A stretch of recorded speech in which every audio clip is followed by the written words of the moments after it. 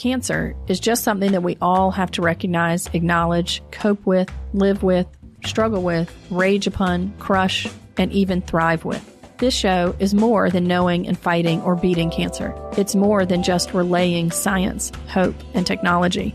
Together, our purpose is to demystify cancer, take away as much fear out of the diagnosis, treatment, and process as we can, defeat its grip on our lives. This is The Cancering Show. Hi, everyone. Welcome back to The Cancering Show. I'm excited to bring you an episode today that I've actually been thinking about for a really long time. I went to a cervical cancer conference up in New York with a dear friend of mine, and there was a couple there talking about their experience as a couple. The woman with her experience as a patient and the husband with his experience as kind of team captain was what he called himself, that he is in medicine. He's a clinical psychologist, and he took the time as his wife was doing her referrals for a medical oncologist, a radiation oncologist, etc., and getting that second opinion. He said his role was to help her build the team, to build a team around her, to help do all kinds of things from her, whatever medical care she needed, to help around the house, to arranging sitters for their child, and that he was the team captain of all those other things. And it was so profound because I thought, we know that caregivers do this.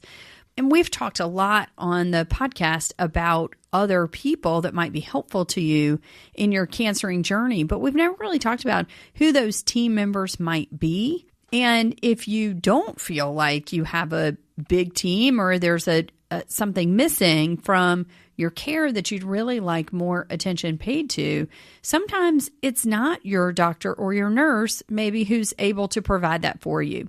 But I'd like to give you some idea or some resources for other people that you could bring onto your team. Now, this is largely still in the medical sphere. We can do a whole nother episode about who you might need on your team at home or from a caregiver standpoint, but I would refer you back to Dr. Nick Odom's episode 36, Care for the Caregiver, where he talks about specific resources for in-home care to help the caregiver get more help at home. So let's spend a little time talking about who the team members are on your medical team first. So we say the word doctor. What do we mean by that, right? We mean your clinical care provider who is going to treat your cancer. Now, first, there are lots of different types of cancer doctors, and it's important that you know who does what on your medical team. So first, most cancer patients have a medical oncologist, or it might be called a hematology oncologist. And the difference between those is their board certification, that a medical oncologist is board certified in oncology only, whereas a hematology oncologist is board certified in both hematology and oncology, meaning they can treat both disorders of the blood and blood cancer in addition to all other types of cancer. And they are interchangeable because these are the doctors that are going to be giving medications for cancer like chemotherapy, immunotherapy, and targeted therapy, those main medications for cancer that we talk about. Now, there's also a radiation oncologist, and this is not a radiologist. Even my family gets this wrong, but a radiologist reads the pictures that you take as you are getting a cancer scan, whereas a radiation oncologist is a therapeutic doctor who is prescribing a dose of radiation to a specific area of the body based on those images. And a radiation oncologist can also prescribe medications and treat the side effects of radiation. And they see patients in follow-up to follow up those long-term issues related to radiation. So a radiation oncologist is also a long-term cancer doctor. Lastly, of course, a surgical oncologist is the surgeon who does perform surgeries to remove cancers or to diagnose cancers or both. And the surgical oncologist can follow patients long-term. There are surgical oncologists who specialize in a particular area of the body, such as a colorectal surgeon, myself, a gynecologic oncologist.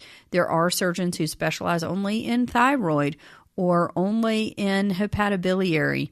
And there only in breast. But these are all under an umbrella of surgical oncologists. And surgical oncologists sometimes follow patients long term, but sometimes once there are not surgical plans for that patient, they may defer to the medical oncologist, or what most people call their oncologist, for long-term follow-up. So those are the doctors that we are talking about on your medical team. Now, we know that most physicians also have other clinical providers in their practice, and those can be nurse practitioners or physician assistants. And those folks do still fall onto the medical team or medical providers and can be a wonderful addition to your medical team when your physician is not available to be seen, particularly on short notice. Next, let's talk about the nurses on the team. There are lots of nurses involved in oncology care, and you may meet lots of different nurses even within the same cancer center. Now, in my clinic, there's one person that is my nurse with a capital N, and she is the person who is right by my side, meeting every single patient, answering phone calls, and taking all of those informed questions when I'm not available to answer them. And she is very helpful in things like prescriptions, prescription refills, getting a question to me, getting an answer back to you, the patient, and is my right-hand woman. There are also nurse practitioners who, like I said before, can act as clinical providers. So they are seeing patients in clinic, doing a lot of triage or follow-up visits, and can be a very helpful member of the team, and can be, treated as your physician, can be treated as someone who can make clinical decisions and help you get treated for a problem. There's also nurse navigators. And nurse navigators are more of your non-clinical team member. So your nurse navigator might help with long-term follow-up related to symptom management, have suggestions for you for non-clinical ways to treat symptoms. They might help you with resources or connecting you to either financial or spiritual, social, other resources that can be helpful to you in your cancering journey. And in our team, we also have a separate clinical trials nurse. So if a patient chooses to go on a clinical trial, then their primary nurse actually becomes the clinical trials nurse, who would take all their questions, emails, phone calls, and do most of the ordering, test ordering, and making sure that all the follow-up is achieved on time as according to that clinical trial. They would also see the patients every time in the office and review symptoms related to medication and things like that. So it really, when we say the word nurse, it can mean a lot of different people. I haven't even begun to name the nurses in the infusion suite who actually deliver the chemotherapy.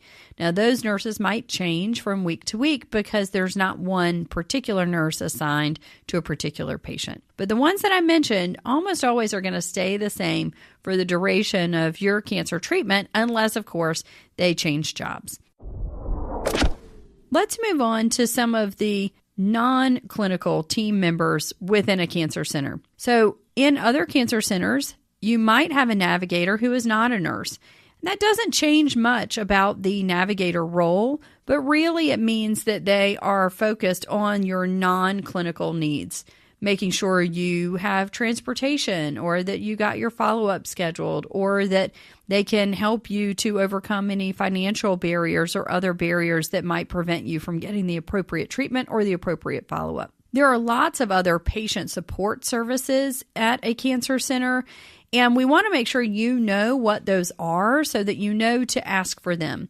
And a lot of cancer centers have this information available in the information packet or the introductory meeting or on their website. So we encourage you to look for it. But patient support services such as a nutritionist, a licensed counselor, a physical therapist, a financial counselor, a social worker, and a chaplain can all exist within the cancer center. And you don't have to go looking for those services. You only have to ask for them. And we want patients to know about them up front, but not every patient is referred directly to the nutritionist unless there's a problem, or referred to the counselor unless there's an issue. So if you need those services or you think it would be helpful on your cancer journey, make sure to ask for it, because even if those folks are not housed in the cancer center, your oncologist can make a referral to make sure that you get the care that you need. In particular, I would highlight financial counselors and social workers for any social or financial barriers. Do let them know if there is a problem that you are unable to get a medication or pick up a medication. Let them know if there's any problems related to transportation or in any way your ability to get the care that you need because of financial or social concerns. When we talk about patient support, we often do not talk enough about palliative care. And when should you get a member of the palliative care team involved in your care? We spent a whole episode on palliative care and advanced care planning in episode 49 with Ms. Stephanie Broussard, Advanced Care Planning. I would refer you back to that episode where we talk more about palliative care. But I will mention here again that for any patient with advanced cancer, that is stage 3 or stage 4 cancer at diagnosis, that getting a palliative care team member, such as a nurse practitioner or physician who specializes in palliative care, in your corner and on your team is a very, very good idea. They do a wonderful job with what we call supportive oncology or symptom management related to both cancer and cancer treatment. And they can help extensively with advanced care planning, knowing what treatments you want, when you might not want a more invasive or aggressive treatment, and when you would, and helping patients and family members to make those tough decisions. So I would encourage anyone who is facing a more advanced cancer diagnosis to look into options for adding palliative care to their team. Next, I want to talk about how you get help from other patients. So in this day and age, one of the best ways to get more information about what it's really like is from another patient, somebody who has been through it. And we've had lots of patients on our podcast talking about their experiences mentoring other patients. So you can always ask your care team for a patient mentor, a patient who has had your diagnosis and been through it. And this is true for caregivers as well. I have matched up a patient with a former patient who is now in remission and doing well. I've also matched up a spouse or a caregiver with someone whose spouse or family member has had a similar diagnosis to the one that their family member is going through. And it can be particularly helpful for them as well. But there are other ways than just a mentor if that is unable to be identified for you, or if there's no formal program for that at your cancer center. There are patient support groups, and those exist both in person at a cancer center, but also online. And a lot of the online support groups are either through Facebook or can be available through the national organization. Now, a quick aside, you might not be surprised to learn that patients who are struggling are more likely to seek support group services. So it's probably not a reflection of the disease as a whole when you are in a support group and find that there's patients who are having problems or really struggling with a particular symptom or side effect. That it is more likely that the patients who are not struggling with those things are not necessarily on the support group. So it's not a true reflection of the total patient experience, but can be very helpful to troubleshoot in particular problems that you might be having. And those support groups exist across every cancer type, across every domain, meaning younger women with a particular cancer or older women with a particular cancer, or a particular cancer patient with ostomies or without ostomies. It can be in any particular special area to find folks going through a very similar experience to you who can have lots of great advice. And I would encourage you to seek that out. Next, let's talk about the people on your team who are not in the cancer center. There's the obvious ones, your primary care doctor or your cardiologist. the doctors who were already in your life and their medical teams, it's important to let them know that you have a cancer diagnosis. We usually recommend seeing your primary care doctor at the start of treatment and again once you have completed your treatment. And that's true if you have a specialist that you see regularly as well. Some that come to mind include cardiologist, rheumatologist if you have a particular problem like lupus or rheumatoid arthritis, orthopedic surgeon if there's something that has been bothering you during your chemotherapy treatment and now might need care or treatment or even surgery. Those are common. The ones that I always recommend people have a follow-up with, their dentist. So we want people to have a dental cleaning before they start treatment or be up to date, make sure there's no infected teeth or things that could be brewing. And at the end of treatment, you want to have a dental cleaning and a follow-up. It's good to get that in once you're done with your treatment. Your ophthalmologist, and we as oncologists are working more and more with eye doctors because these newer medications can cause difficulty with the eyes. But also, we know that chemotherapy increases the risk for cataracts.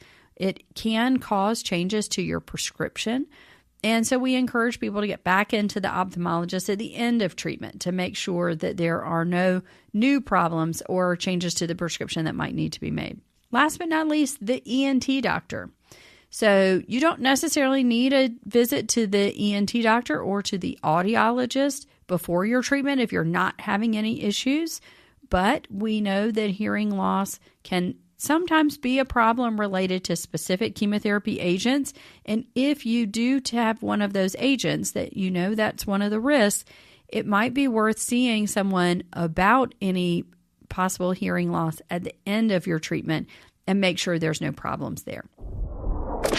Another physician that comes to mind for patients is a psychiatrist. So what I will say is if you are under the care of a psychiatrist, again, important to let them know the diagnosis at the beginning of your treatment and to continue regular follow-up with them during and after your treatment. As we said before, remember that the most acute psychological issues are often after you've completed your treatment when it really feels hard to get into the follow-up mode and to get over some of the trauma of the cancer diagnosis. But anytime you are struggling during your treatment, a lot of people also benefit from counseling, potentially people who were never under the care of a psychiatrist before.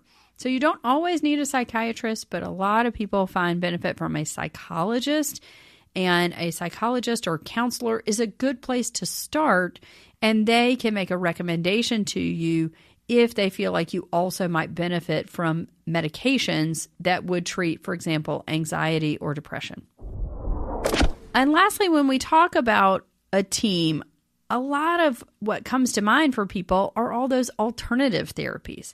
And who are those people and what do they do? And is there any benefit to doing what we consider to be alternative medicine on cancer treatment? So when I think of alternative therapies, I think of things like acupuncture, massage, chiropractic care, and naturopathic care, meaning potentially an herbalist or someone who specializes in herbal or naturopathic medicine. So first, I would say that for each of these, there is a time and a place, and I would always discuss it with your oncologist to make sure that they believe it could be of benefit to you and is not going to be harmful to your cancer treatments.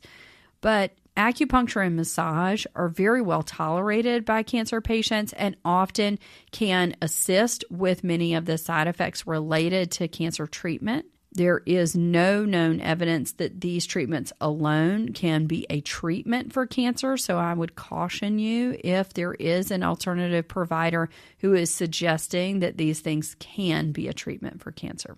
For chiropractic care in particular, I do not refer to chiropractic care, but for those folks who are under the long-term care of a chiropractor related to a potential orthopedic problem or chronic pain, we do recommend that you notify your oncologist and likely avoid those chiropractic visits during your cancer treatment and make mention of it before you return to chiropractic care at the end of your cancer treatment. Lastly, a moment about herbalists and naturopathic doctors. Again, we, as a group, wish that there were more non-chemotherapy related treatments that could cure cancers. But I do caution you that there has not been, other than the ones that are now in FDA-approved medications, there has not been a single herbal treatment that we know has definitively cured multiple different types of cancer. And if there is a physician, a naturopathic physician or herbalist who is making that recommendation to you, we beg of you to bring that information also to your oncologist and to make decisions that are at least with your eyes wide open in terms of what those treatments can and cannot do. But there are some things that can be used for side effect management and can be very good at that. But we really want to make sure that for the most part, you avoid any unknown herbal supplements during your cancer treatment, as they can very dangerously interact with your chemotherapy and cause serious problems, even life-threatening problems or organ damage. So we want to be very, very careful about that. I will tell y'all a story. I literally had a patient bring me a medication that she was taking to help with her restless legs. It had been recommended to her. On it, the label, it suggested that it helped with restless legs. And when we peeled back the label to see what was in it, it was literally arsenic. 0.0001% arsenic. And arsenic is a poison. If you haven't read an Agatha Christie novel lately, you would notice that arsenic plays a main role in some of her murders. So we really do caution you to know what you're taking. Make sure your oncologist knows what you're taking. And for most herbal supplements, we are going to recommend that you not take those while you're on your chemotherapy. This includes high-dose vitamin C and vitamin E, which actually can give your cancer cells an advantage over the chemotherapy or cancer treatment that we are trying to prescribe. So bring all of those concerns to your oncologist. They can help you to decide what's okay to take and what maybe should be avoided and what maybe could be delayed until you've completed your cancer treatment. So I hope that all of this has been helpful to introduce you to the variety of people that you could invite to be on your cancer team, and to remember those more traditional doctors like your primary care doctor or a specialist like a cardiologist that you want to make sure know about your cancer diagnosis and think of themselves as members of your cancer team as well. In your cancering journey, we want you to have as many people on your team as you need to get quickly back to feeling like yourself and cancer-free. So I hope you found this helpful, and we look forward to bringing you another great episode very soon. Until then, take care of yourselves and keep cancering. Thanks again for listening. And don't forget to submit your questions at www.cancering.com. We're here for all of those questions and we'll get you the answers. This show is brought to you by the University of South Alabama Mitchell Cancer Institute. MCI is a cutting-edge cancer research and patient center built to fight cancer smarter in Mobile and Baldwin County, Alabama. Our researchers and clinicians focus daily on the struggle against cancer, serving a potential catchment population of more than 4.1 million people, with a singular focus of advancing cancer diagnosis, treatment, and prevention throughout the Gulf Coast and beyond, with science, technology, and hope. Want to know more about the Mitchell Cancer Institute? Visit us at usamci.com or search for us on Facebook, Twitter, and Instagram. Mitchell Cancer Institute is a member of USA Health. To learn more about all of our hospitals, clinics, and services, visit usahealthsystem.com.